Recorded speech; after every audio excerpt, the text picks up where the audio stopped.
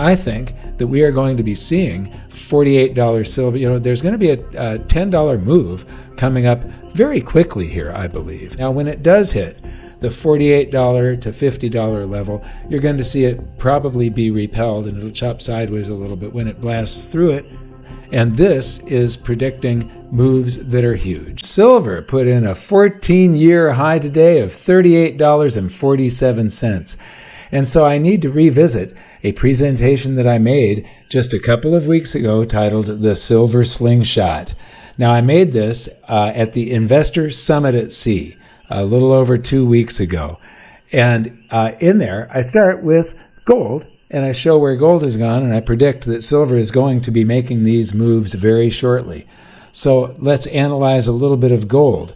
Now, gold had put in this pan and handle or cup and handle formation, and it had put in a triple top, and it was making an inverse head and shoulders when I first saw this. And what happened? I predicted that it was going to make a move like that. It was below $2,000. Now, I'm updating this a little. There's the pan and handle. This is a close-up of that area. But notice that the date is April 12th of 2024. So that's more than a year before I made this a presentation at the Investor Summit at Sea. So this was basically an update. Well, guess what? I've updated the Investor Summit at the Silver Slingshot presentation. So this is basically an update of an update. But when I made this presentation back in April of 2024, there was that pan and handle. It had just broken that. I was then actually updating a previous presentation where I said that we were going to much higher levels than $2,000. So it was at 2374 when I made this presentation. There was the triple top, and I said when it busts through this triple top, we have a slingshot move coming.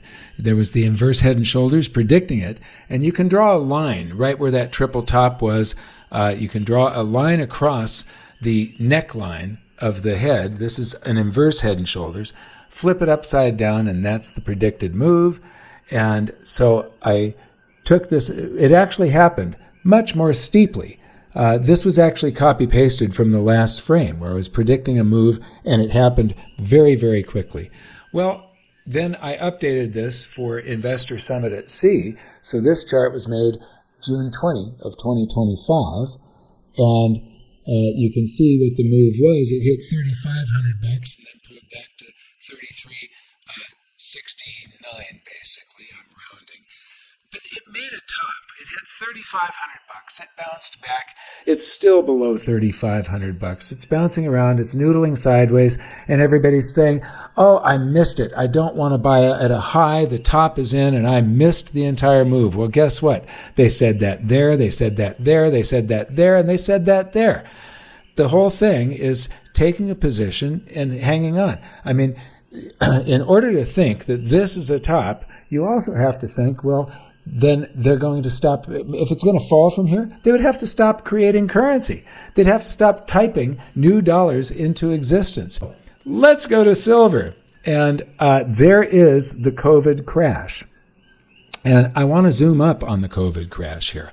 Now, people thought the world was coming to an end, and so did I. I had already, by this time, I was following COVID in late January. And so all through February, I loaded up on things. I actually had it really looked like this was going to kill a lot of people.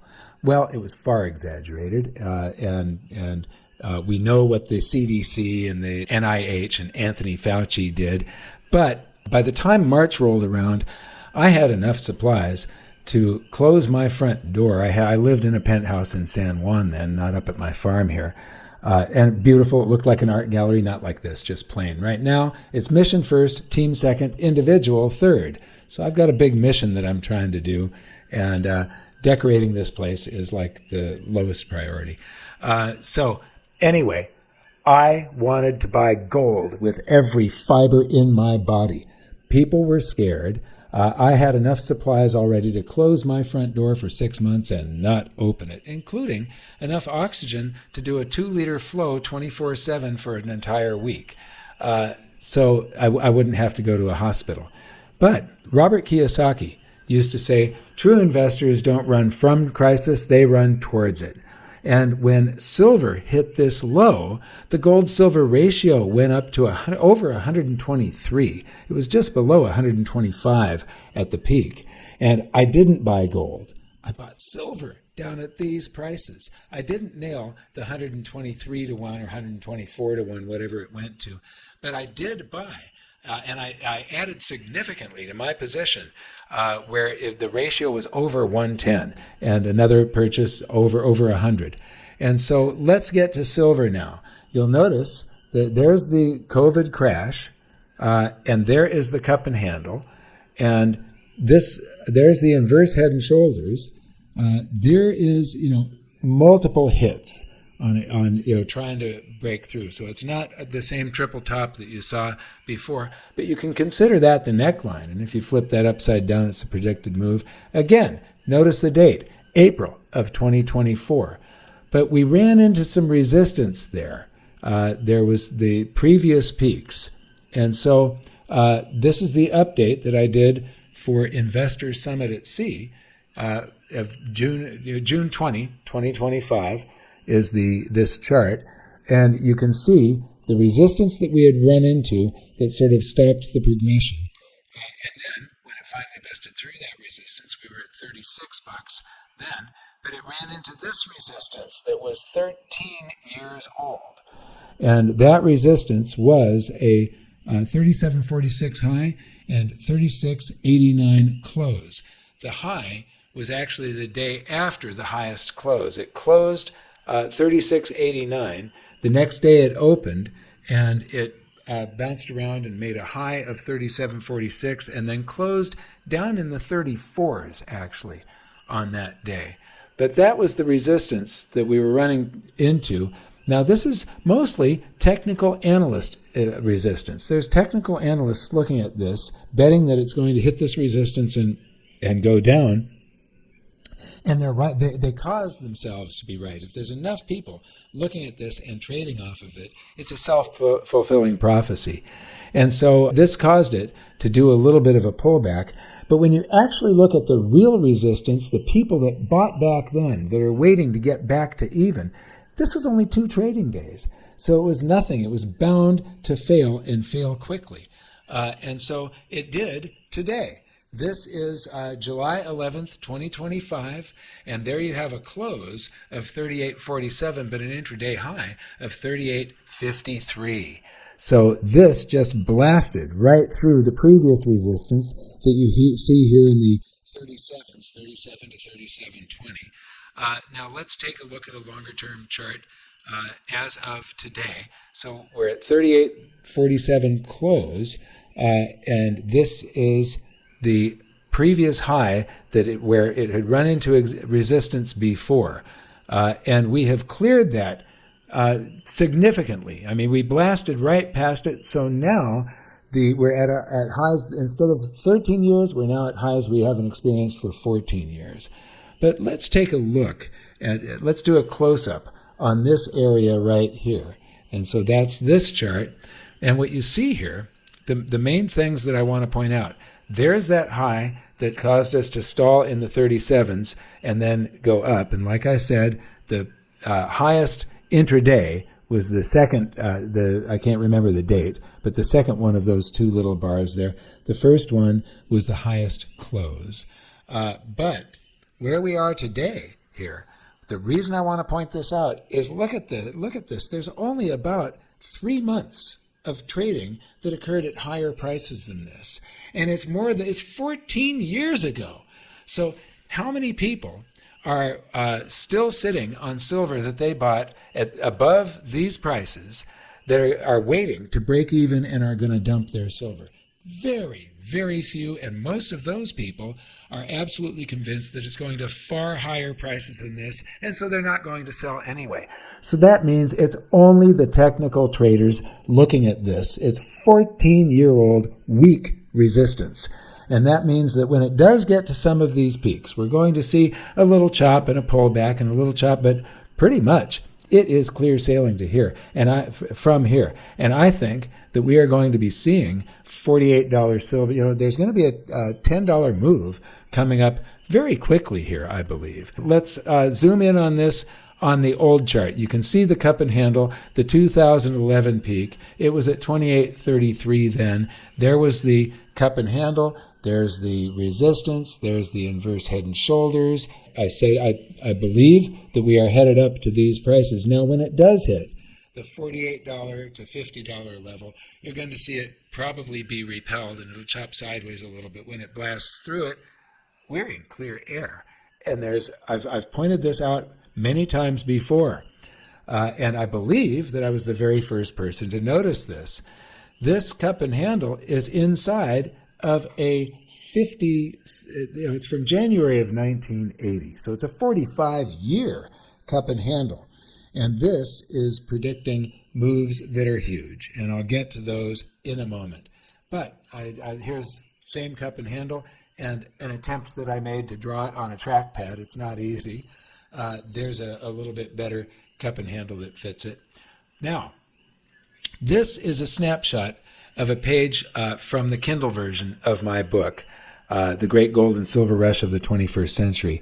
And in there, I said that silver was in a bubble in January of 1980. But because of the economic storm that is coming, because of the coming economic storm, which, by the way, we are in right now. It's happening. But because of the coming economic storm, I believe that they are destined for bubbles far greater this time around. So for fun, let's compute what the silver price would be if it went into the same type of bubble relative to the growth factor in the currency supply and other assets since 1980. The numbers below show where silver would be relative to its 1980 price, derived simply by multiplying the 1980 52.50 high. That was the intraday high on the Chicago Mercantile Exchange. The close was $50.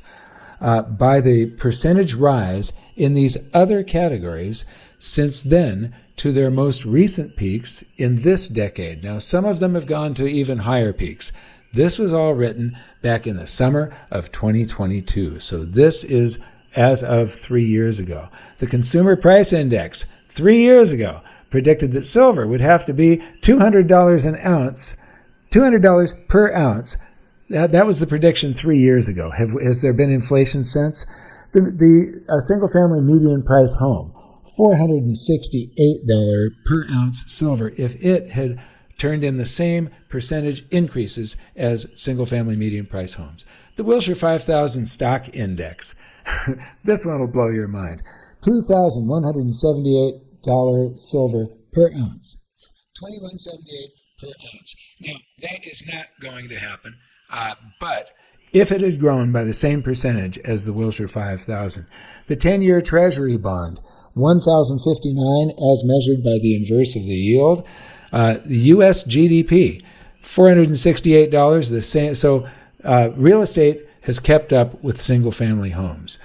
Silver went from $50 down to $4.30, and I've been buying it since those lows. From 1980 to 2002, I think it was, or 2003, and then started rising, and it has turned in spectacular performance this decade. Currency in circulation. So silver is measured in currency. How much currency have they printed? This is the paper currency in circulation. If it had kept up with the growth of currency in circulation, silver would have to be $971 an ounce. Now, I'm not saying it's going to $1,000 an ounce, but anything's possible. M2, $781 an ounce. M2 includes a bunch of bank credit. MZM, which they hid from us in February of 2021. They still collect the data. They just don't publish this. And that is $1,250 an ounce. Now, if you add all of these prices together and you divide them by the number of prices, you get the average. And the average is $921 per ounce. I'm not saying it's going there. What I'm saying is that $38 is still an absurdly low price. This is not the top, in my opinion. Now, let's take a look at the supply demand. This is part of the update still. What you just saw was part of the presentation at Investor Summit at Sea. I inserted this just this evening. So, supply demand. Between the black bars, you've got total supply, and then 2/3 the way down, total demand. You take the supply minus the demand, and you get the market balance. And for 5 years, there's been a deficit. Minus 79 million ounces, minus basically, I'm going to round, 250 million ounces, minus 200 million ounces, minus 150 million ounces, minus 118 million ounces is the projection for 2025.